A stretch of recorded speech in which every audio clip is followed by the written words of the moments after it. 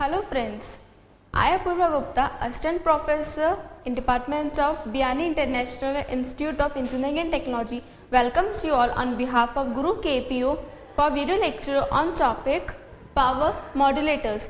Power modulators are basically those devices which are required to convert the power supply which we are getting to the power supply which we need.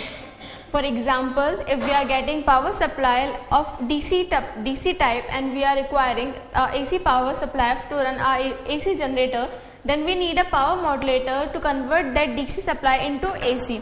And same as in we are requiring DC power supply to run a DC motor, and I am having a AC power supply for my home, then I will be needing a power modulator which can convert that AC power supply into DC.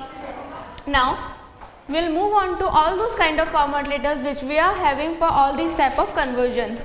Basically we are having two type of power supply, AC and DC, and we have four type of converters for different combinations of these power supplies. First converter is rectifiers, second one is inverters, third one is choppers, and last one is cycloconverters.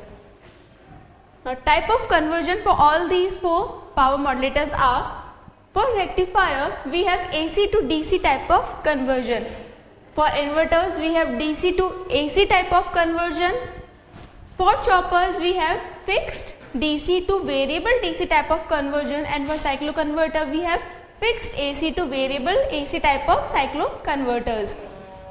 Now we have the working of brief of these workings. This is friends our AC power supply. We have this AC power supply and this input is our output DC power supply. For this waveform, let's move on this diagram. We have AC power supply, then we have this thyristor triggering circuit. This is our load from where we will get our DC power supply.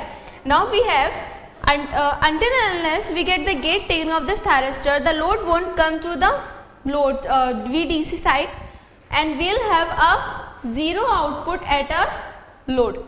As soon as we get the gate triggering of the thyristor behave as short circuit, and whole of the power delivered by the supply is dropped across this load, and we have the power supply drop across the load, and we have this DC output. For every negative half cycle, thyristor will behave as an open circuit and whole of the voltage drop will be against this thyristor. Now these DC cycles will be repeated as long as we are getting the AC supply and this thyristor circuitry working. Now secondly we will move to the inverters. In inverters this process is basically reverse. In the input power supply we have DC, and output power supply we will have AC. For this friends we have DC to AC conversions. The principle will be same, but we will have different thyristor circuitry.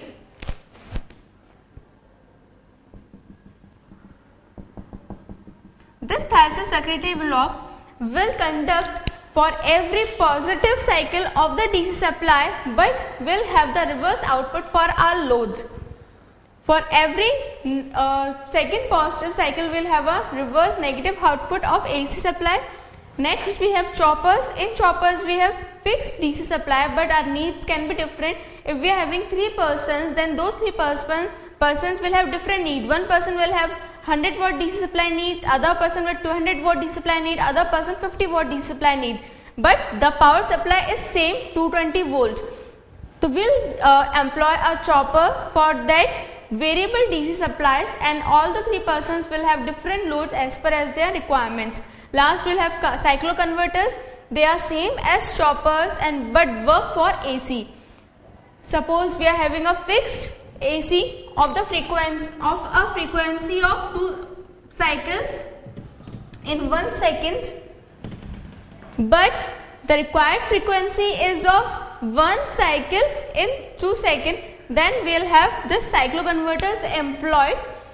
In the diagram you can easily see that this output cycle of a cycloconverter is completed in the time period the supply cycles completed twice.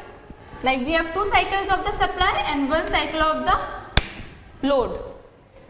Thank you and thank you for viewing this video lecture. For more details, log on to www.gurukpo.com.